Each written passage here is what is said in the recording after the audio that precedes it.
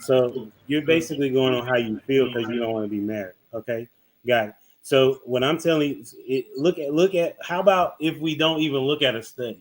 How about we look at other cultures, right? Tell me one culture that lives in a way that you're talking about and thrives. Okay, There are none. a This is perfect. all. No, This no, is all no. new. Well, I could give. I Unless you mean, want to go to there are. Africa. Hold on, There's some in whoa. Africa. If I want to use your argument, right? Hundreds of years ago, right? Marriages were not even a thing that were a legal process to go through. The way people used to get married, right, was they used to sign in their Bible in front of a pastor and a witness. Marriage. No, but just hear me out. We're not talking about old school marriage here. We're talking about modern marriage, right? I'm not saying that they're all cheating. I'm just saying it's extremely difficult for husbands to be in a position of power, and therefore it opens up the door. That's not true though. A man is always going to be in a position of power, right? Okay.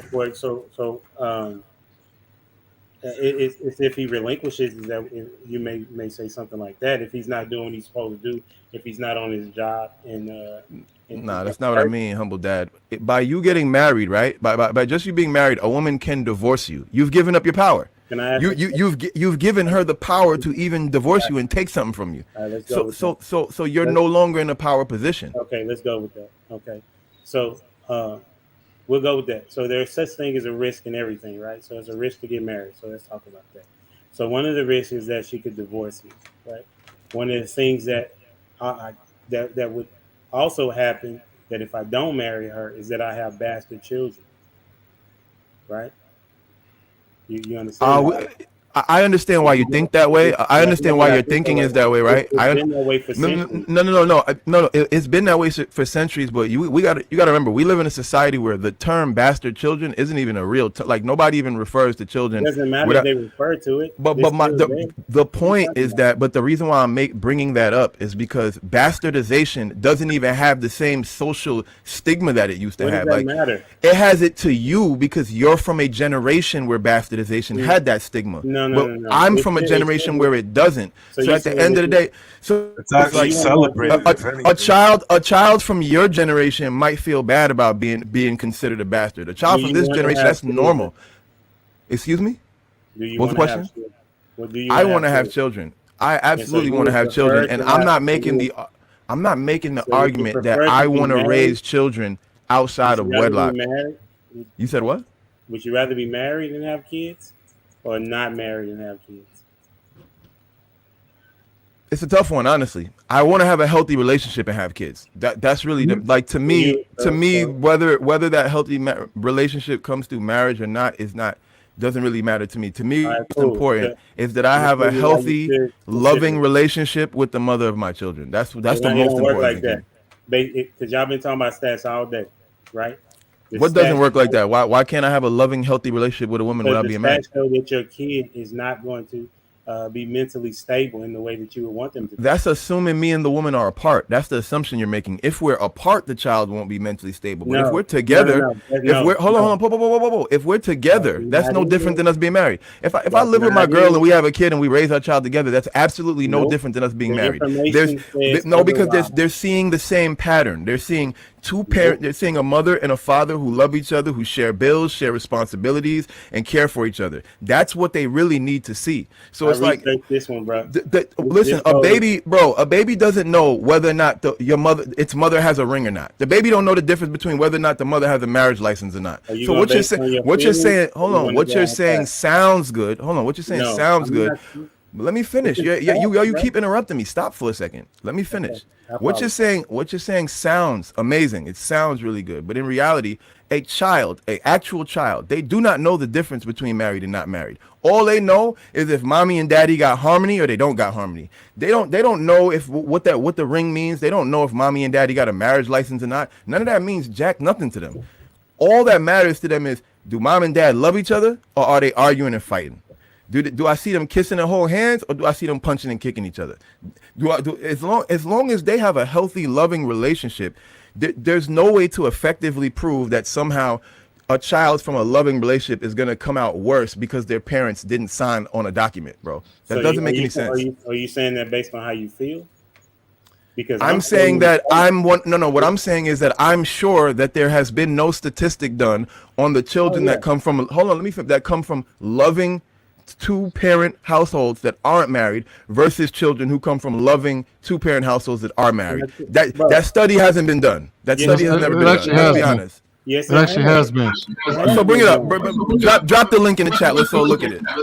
Let's look at it. Let's look at these stats. So go. So Clout. Like this. Yeah, let's hear what Humble Dad has to say. All right, cool. So you're basically going on how you feel because you don't want to be married. Okay, got it. So what I'm telling you, look at. How about if we don't even look at a study? How about we look at other cultures, right? Tell me one culture that lives in a way that you're talking about and thrives. Okay. This is all new. Well, I could give. I mean, unless you want to go to Africa, there's some in Africa. If I want to use your argument, right? Hundreds of years ago, right? Marriages were not even a thing that were a legal process to go through. The way people used to get married, right, was they used to sign in their Bible in front of a pastor and a witness. Marriage. No, but just hear me out. We're not talking about old school marriage here. We're talking about modern marriage, right? So what I'm trying to explain to you is old school marriage was no different than a relationship today. Old school marriage was you got in front of your friends and your pastor and you said, I agree to be with this person. There was no legal process behind it that held you accountable and could get half of your stuff taken away. So the argument you're making doesn't make sense, because if I went back to the 1800s, a marriage back then was exactly the same as a cohabitation, besides the little thing that they wrote in the Bible and the two witnesses they had and their pastor. There was a level of accountability when you was in a marriage back then. There's levels of accountability in a relationship when two people care about each other. Y'all are making it seem like hold on. We're not talking about two people who don't care about one another. We're talking about a loving relationship. Relax. People who care about one another. Relax. There was a level of accountability outside of that couple that made sure they held people accountable when they were within marriages. There's always been a level of accountability from the community. You don't need to sign a paper to have accountability. You saying that there was only accountability between those two people. No, the community also held them accountable within the marriage. The way we hold our people accountable in the United States is just a different type of accountability. But there's always been accountability pushed onto the family from the outside. Which can still happen in a loving relationship, which still doesn't require you to be married. Clout, let me do marriage. This. So let me say this. So I'm listening to everybody's point, and I'm hearing what Humble Dad is saying. I think the studies, Humble Dad, by and large, are single family homes. I mean, I'm sorry, single parent homes. It's not so much, and the reason why a lot of people argue those back and forth is because the argument actually is okay. The argument actually is, well, I look for them too. I talk about this all the time too. Oftentimes it's single parent homes, and then the argument is, well, yeah, but that's only because you're only able to quantify that through marriage statistics. But I'm at home with my girl. I'm home. Dad is there. We just didn't get the legal part of it done. We didn't have Uncle Sam all up in our business. Now, what Cloud is saying is, Cloud is not necessarily saying he won't get married. In fact, I just heard Cloud say he will get married. He just is going to marry on his terms. Clout, what I heard Clout say is, yeah, I'm gonna get married. I want children and I'm gonna marry my woman, but I'm not gonna marry her the way you guys consider marriage in America today. Now, does that make his version of marriage any less valid, especially to the children, than the marriage with the ring and a certificate that this county registrar stamped with a purple seal and filed downtown? To the kid, it's indistinguishable. All I know is that my mom and dad is in the main bedroom and I'm in the small bedroom, and we all live harmonious at this address. And Cloud is saying he might create that. He may not necessarily let Uncle Sam in, but he might create that. And that is indistinguishable from marriage 100 years ago. So I think you guys are. Tell me what it works at. Tell me why. If what you're saying is legit. Tell me where. I'll tell you. I mean, we always try to compare ourselves to white people, to Asians, to Latinos. We always trying to compare ourselves There's to them. no way to measure that success because there's no registration of marriages. No. That's not what he's asking, though. So, that's not what he's no, asking. he's saying where it works, meaning like where are there healthy families of two people who aren't married that just live together and love each other? Where are the stats? There's no numbers on that because there's no marriage licenses. No, listen, the answer is a ton of tribes in Indonesia, Mexico, and Africa. There ain't no legal, it ain't no file where they got to go and do some paperwork in a lot of countries. We're such in a bubble. A lot of us need to travel. I don't know how many of us up here travels and goes across the world. Everything ain't like America, by the way. I lived in India for 6 months.